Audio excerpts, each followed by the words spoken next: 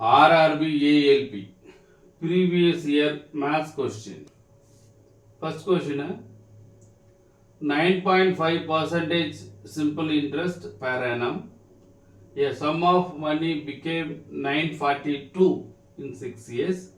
The sum initially invested was அப்படி கேட்குறாங்க. அதாவது தனி வட்டியில் வந்து ஒரு வருஷத்துக்கு 9.5% இன்ட்ரெஸ்ட் அப்படின்னா 6 வருஷத்தில் அமௌண்ட்டு, அதாவது மொத்த தொகை வட்டி முதலும் சேர்ந்தது 942 ரூபா அப்படின்னா சம் இனிஷியலி, அதாவது இனிஷியலாக வந்து எவ்வளோ ரூபாய் இன்வெஸ்ட் பண்ணீங்க அப்படின்னு கேட்குறாங்க. அப்போ நம்மளுக்கு சிம்பிள் இன்ட்ரெஸ்ட் அப்படின்னா நம்ம என்ன சொல்லுவோம், ஒரு வருஷத்துக்கு 9.5%னா 6 வருஷத்துக்கு என்ன அப்போ என்ன வரும், 57% வரும். நம்மளுக்கு அமௌண்ட் அப்படின்னா மீனிங்னா பிரின்சிபல் பிளஸ் இன்ட்ரெஸ்ட். அப்போ பிரின்சிபல் கொடுக்கலைன்னா 100 வச்சுக்கோங்க, இன்ட்ரெஸ்ட் வந்து ஒரு 57% ஈக்குவல் டு மொத்தம் 157% அமௌண்ட். இங்கே அமௌண்ட் எவ்வளோ கொடுத்துருக்காங்க, அமௌண்ட் ஈக்குவல் டு ₹942. இது பர்சன்டேஜில் இருக்க அமௌண்ட்டு, இது வந்து ரூபாயில், ரெண்டுமே ஈக்குவல்னு அர்த்தம். அப்போ பிரின்சிபல் வேணும்னு சொன்னால் 157%க்கு 942னா 100% என்ன, இது ரெண்டும் கேன்சல் பண்ணோம். 6 42, 6 டைம்ஸ் வரும். இப்போ 6 100 600. அப்போ ஆன்சர் என்ன அப்படின்னா 600 இஸ் பிரின்சிபல் அர்த்தம். அதாவது சம் இனிஷியலாக எவ்வளோ இன்வெஸ்ட் பண்ணாங்க அப்படின்னா 600 ரூபாய் இன்வெஸ்ட் பண்ணாங்க. R clear?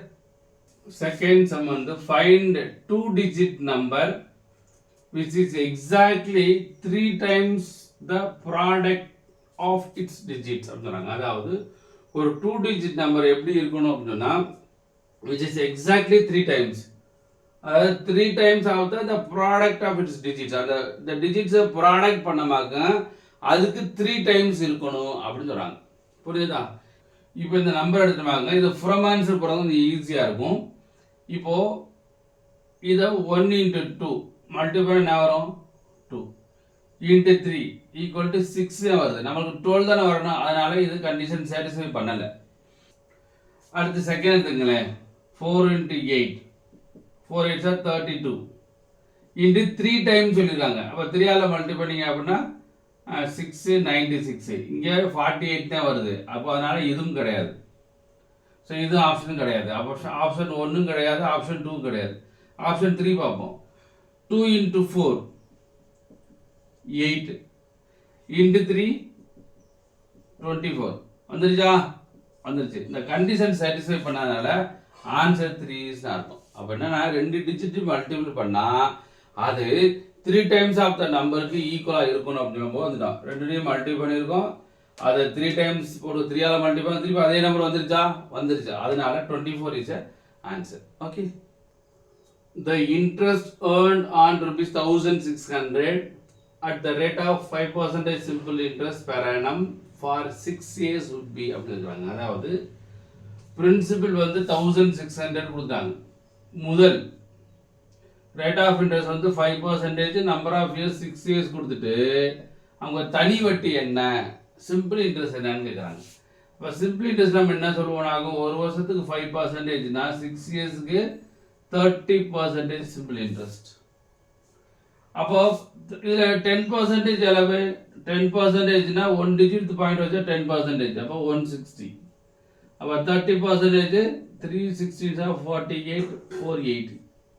அப்போ சிம்பிள் இன்ட்ரெஸ்ட் 4 வருஷத்துக்கு எவ்வளோன்னா 480 ரூபாய். இதே தனி வட்டி. இது answer. Next fourth some, a train take 10 seconds to cross a bridge of length 100 meter traveling at 90 km/h. Find the length of the train in meters அப்படிங்கிறாங்க. அதாவது ஒரு ட்ரெயின் வந்து ஒரு பிரிட்ஜை பாஸ் பண்ணி போகிறதுக்கு, அதாவது ஒரு ட்ரெயின் வச்சுங்களேன், இது ஒரு ட்ரெயின், இங்கே ஒரு பிரிட்ஜு. இந்த ட்ரெயின் வந்து இந்த பிரிட்ஜை பாஸ் பண்ணி போகிறதுக்கு மொத்தம் 10 செகண்ட் ஆகுது. அது எத்தனை ஸ்பீடில் போகுது, 90 km ஸ்பீடில் போகுது. லென்த் ஆஃப் பிரிட்ஜ் வந்து 100 மீட்டர். இது வந்து 100 மீட்டர் கொடுத்துட்டாங்க. இது என்ன அப்படின்னு கேட்குறாங்க, லென்த் என்னன்னு கேட்குறாங்க. அப்போ நம்மளுக்கு வந்து டிஸ்டன்ஸும் தேவை. அப்போ distance equal to speed into time. இங்கே ஸ்பீடு எவ்வளவு 90 km/h ஸ்பீடு. டைம் வந்து 10 seconds. இங்கே செகண்ட்ஸில் இருக்கு, ஹவர்ஸில் இருக்கு. அப்போ இதைத்தான் சேஞ்ச் பண்ணணும். நம்ம 90 m/s மாற்றணும். 90 வந்து m/s மாற்றினா இன்ட்டு போட்டு 5/18 போட்டால் அது ஆட்டோமேட்டிக் எப்படி மாறும் m/s சேஞ்ச் ஆகும். அப்போ இன்ட்டு 10 seconds. இந்த செகண்ட்ஸ் கேன்சல்.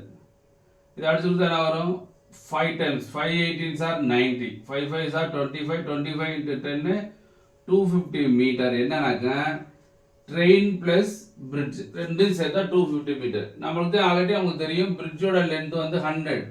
அப்போ train plus 100 equal to 250 metre அப்படின்னா அப்போ ட்ரெயினோட லென்த் என்ன வரும் 250. இந்த 100 அங்கே கொண்டு போயிருங்க -100 equal to 150 metre. So therefore length of train equal to 150 meter ன்னு அர்த்தம். அதுக்குள்ளே நமக்கு ரொம்ப முக்கியமாக என்ன தெரியணும் அப்படின்னா டிஸ்டன்ஸ் வேணும்னு சொன்னால் ஒரு ட்ரெயினும் ஒரு பிரிட்ஜை பாஸ் பண்ணி சொன்னால் 2 டிஸ்டன்ஸை ஆட் பண்ணணும் அப்படின்னு தெரியணும். அதுக்குள்ளே முக்கியமாக இது கண்டிப்பாக தெரிஞ்சாகணும். km/h m/s மாற்றுறது இது தெரிஞ்சாகணும். இது தெரிஞ்சால் போதும், கணக்கு ரொம்ப ஈஸியாக வேகமாக போட்டலாம். 5th question 7 years from now அப்படின்னா 7 வருஷம் கழிச்சுன்னு அர்த்தம். Virat will be twice as old as முகிந்தர் மாதிரி twice.